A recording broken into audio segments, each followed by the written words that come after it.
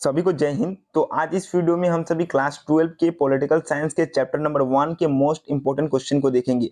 तो पहले chapter number 1 का नाम क्या है? After second world war in international relation, यानी द्वितीय विश्व युद्ध के बाद विश्व में राजनीति, यानी सेकेंड वर्ल्ड वॉर के बाद दुनिया में जो जो घटनाएं हुई उसी के बारे में इस चैप्टर में पढ़ना है। तो पहले आप लोग थोड़ा सा समझिए कि सेकेंड वर्ल्ड वॉर कब हुआ था। 1939 में। 1939 से कब तक चली? 1945 तक। क्लियर? किसके किस बीच में हुई थी? तो मित्र राष्ट्र और धुरी राष्ट्र में।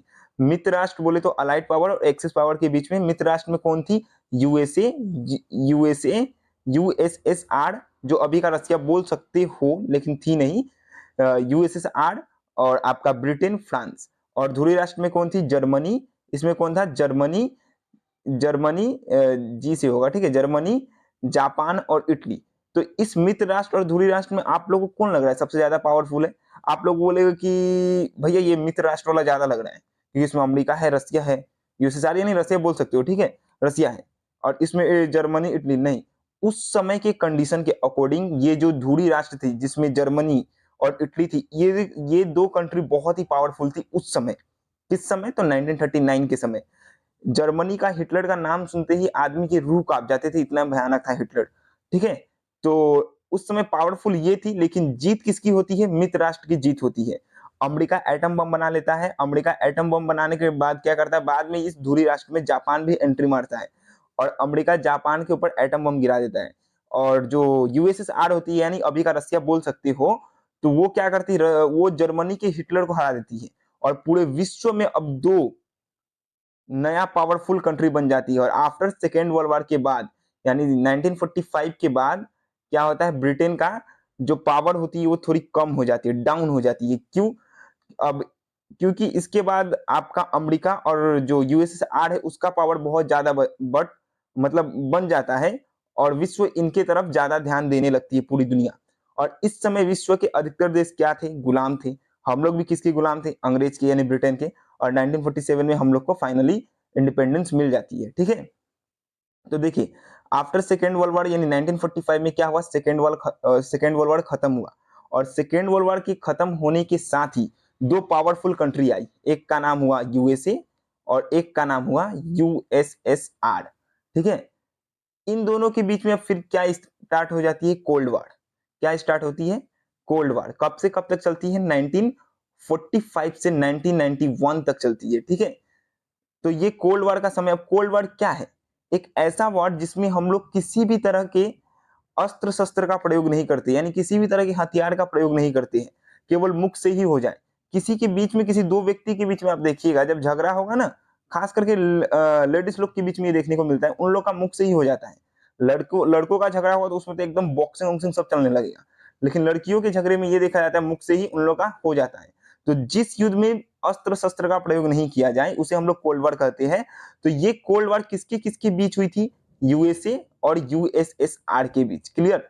इसके इन दोनों के बीच में हुई थी। ये कैसा वॉर है? इसमें किसी भी तरह के हम लोग अस्त्र शस्त्र का प्रयोग नहीं करते हैं। इसका एक डिफिनेशन भी है कि जब दो या दो से अधिक देशों के बीच जब दो या दो से अधिक देशों के बीच आपसी तनाव, यानी कुछ कोई भी चीज को लेके कुछ मतलब गलतफहमी हो, तो आपसी तनाव, मनमुटाव तथा संघर्ष की स्थिति बनी रहे, ऐसा लगेगा कि अब युद्ध होकर रहेगा लेकिन वास्तव में कोई युद्ध ना हो, उसे ही हम लोग क्या कहते हैं? कोल्ड वॉर कहते हैं। जैसे दो व्यक्ति आपस में झगड़ा कर, अब तो लग रहा है कि नहीं अब हाथापाई होगा, लेकिन कुछ हाथापाई नहीं हुआ, तो वो क्या है? कोल्ड वॉर है। अगर जिसमें हाथापाई हो गया, जिसमें खून खराबा हो गया, तो वो समझिए कोल्ड वॉर नहीं है। तो ये था कोल्ड वॉर। ये किसके किसके बीच में हुई थी?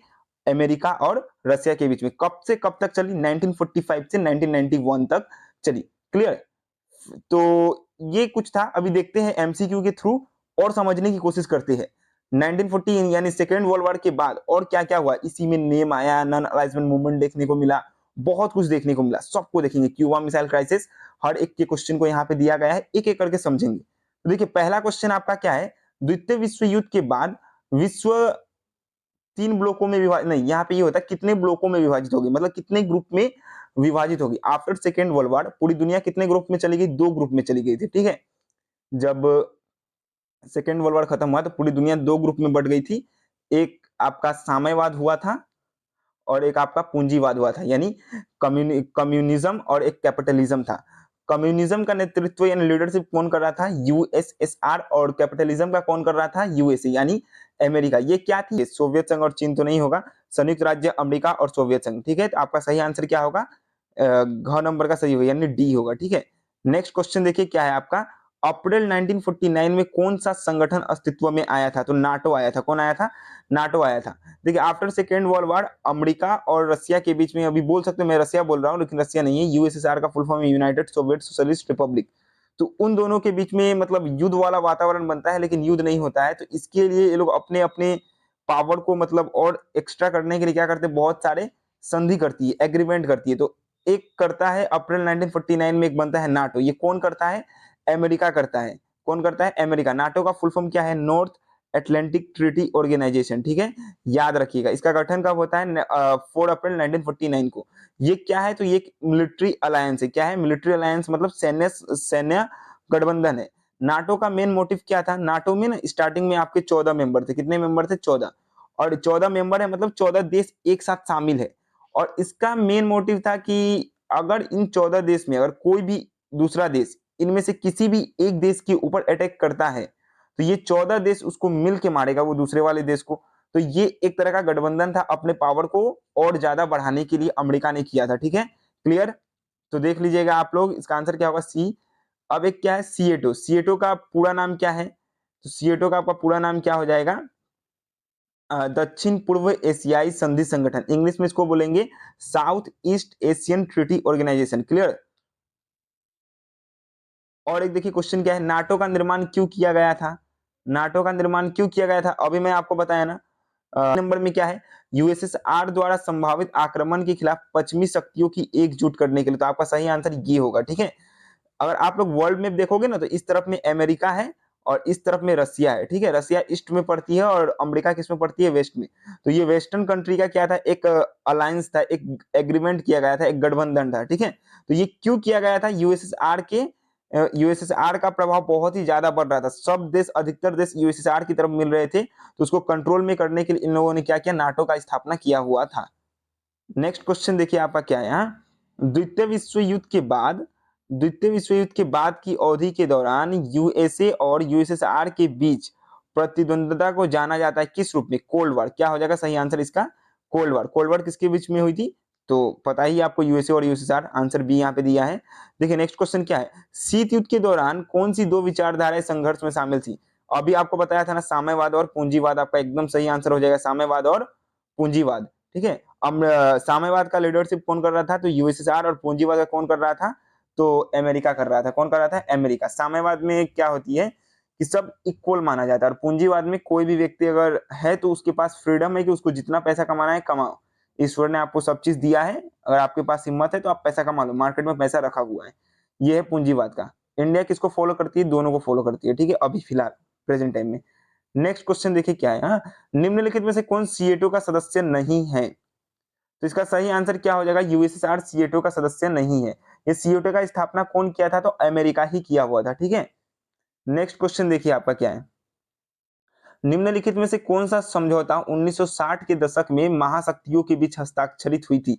महाशक्ति बोले तो यूएसए और यूएसएसआर। ठीक है, तो 1960 में कौन सा हुआ था? सीमित परीक्षण प्रतिबंध संधि। ये एटम बम के ऊपर था, यानी न्यूक्लियर बम के ऊपर किया गया संधि था। ठीक है, नेक्स्ट क्वेश्चन देखिए आपका क्या है। शीत युद्ध संयुक्त राज्य अमेरिका और किसके बीच लड़ा गया था? आपको एकदम पता है, यूएसएसआर। क्या हो जाएगा सही आंसर? सी, ऑप्शन नंबर सी। यहाँ फिर नेक्स्ट क्वेश्चन देखिए आपका क्या है। हाँ, ट्रूमैन ने अपने सलाहकारों की उपेक्षा क्यों की और 1948 में इजराइल को आधिकारिक तौर पर एक नए और स्वतंत्र राष्ट्र के रूप में मान्यता क्यों दी? तो मैं डायरेक्ट इसके आंसर के ऊपर आता हूँ। आंसर इसका आपका क्या हो जाएगा? पहले देखिए ऑप्शन पढ़ लीजिए। पहला क्या? वह यहूदी। अच्छा, ये नहीं करने से भी होगा, ये क्वेश्चन आपके एग्जाम पॉइंट ऑफ व्यू से उतना जरूरी नहीं है, दिया हूं ऐसे ही। नेक्स्ट क्वेश्चन देखिए आपका क्या है। हाँ, 1961 में घटित घटना क्या थी? तो 1961 में क्या हुआ था? यहाँ से आप देख के बता सकते हैं क्या हुआ था। 1961 में बर्लिन की दीवार का निर्माण किया गया था। ठीक है, तो ऑप्शन नंबर ए इसका सही आंसर हो जाएगा, बर्लिन की दीवार। फिर नेक्स्ट क्वेश्चन देखिए, देखूंगा अगर चैप्टर नंबर 1 का हो तो मैं थ्योरी क्लास भी लेके आऊं, पहले एमसीक्यू कर लीजिए। ठीक है, ये वाला क्वेश्चन उतना जरूरी नहीं है। नेक्स्ट क्वेश्चन देखिए आपका क्या क्या है। यूएसएसआर ने क्यूबा में परमाणु मिसाइल कब रखी थी?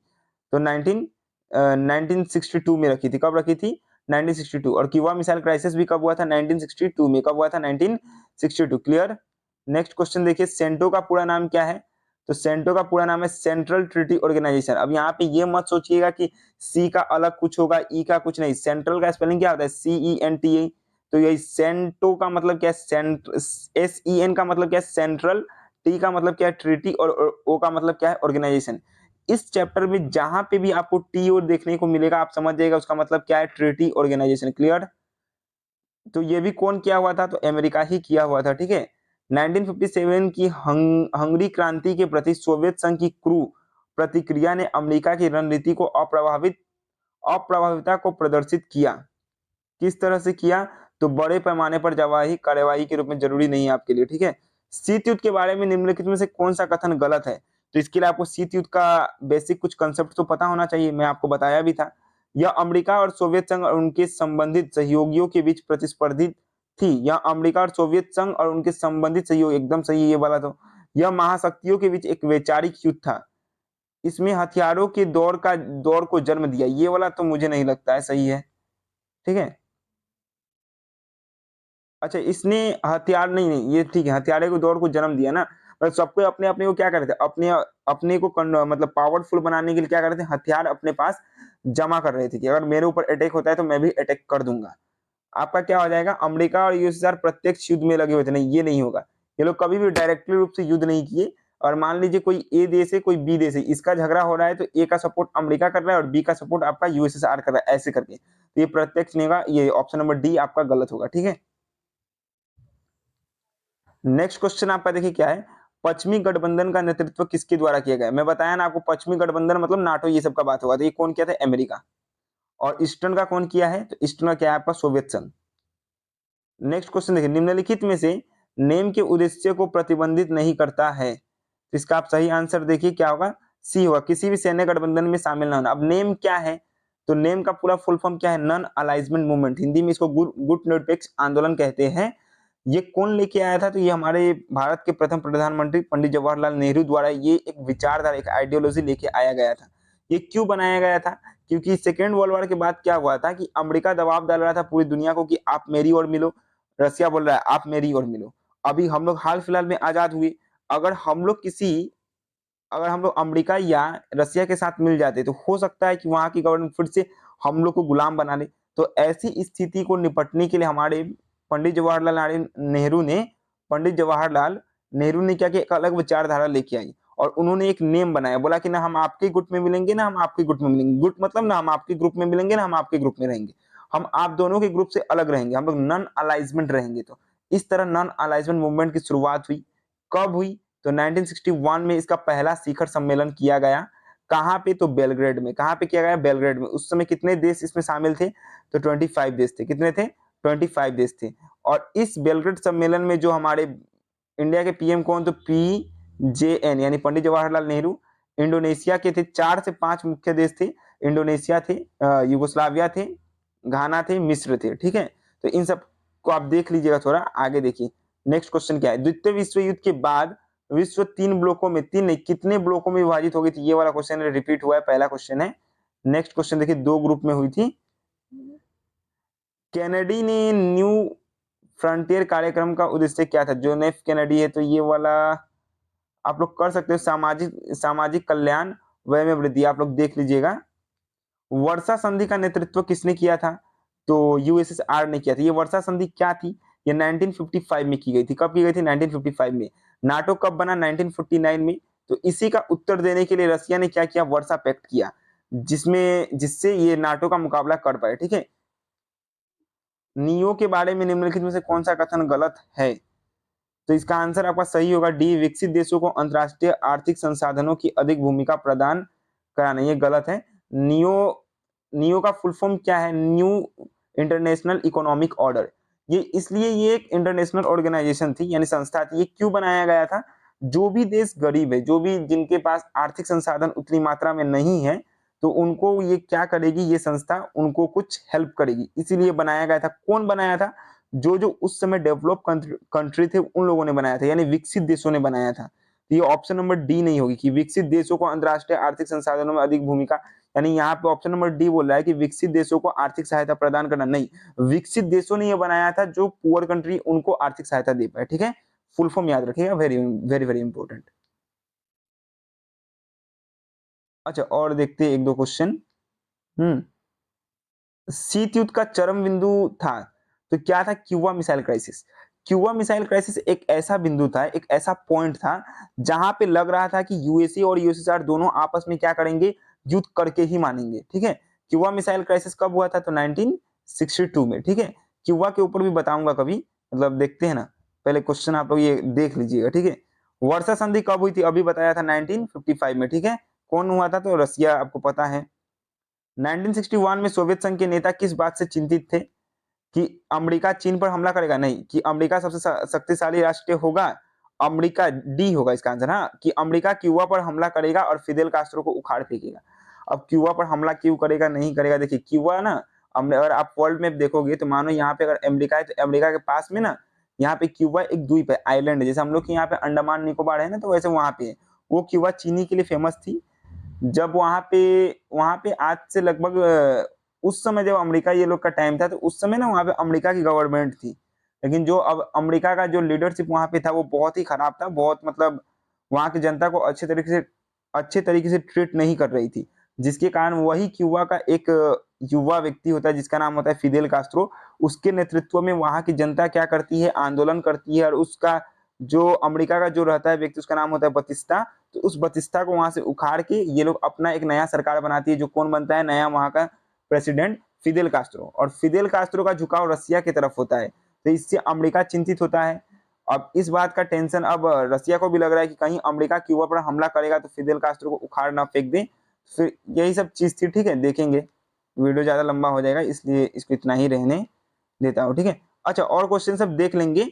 अभी फिलहाल एक ये वाला क्वेश्चन कर लेते हैं। क्यूबा मिसाइल संकट के दौरान अमेरिका का राष्ट्रपति कौन था? तो जॉन एफ कैनेडी था। कौन था? John F Kennedy. आपका आंसर क्या हो जाएगा? बी। और रसिया का कौन था? तो रसिया का आपका था निकिता क्रुश्चेव, याद रखिएगा। मिलेंगे नेक्स्ट वीडियो में, और भी बहुत सारे क्वेश्चन है, तो नेक्स्ट वीडियो में देखेंगे, ट्राई करेंगे करने की। तो अभी फिलहाल के लिए इतना ही। जय हिंद, जय भारत। अच्छे से प्रिपरेशन करिए, सिलेबस को अच्छे से पढ़िएगा, ठीक है। और मैं चैनल पर देखूंगा, वीडियो लाने की कोशिश करूंगा जल्द से जल्द। Thank you.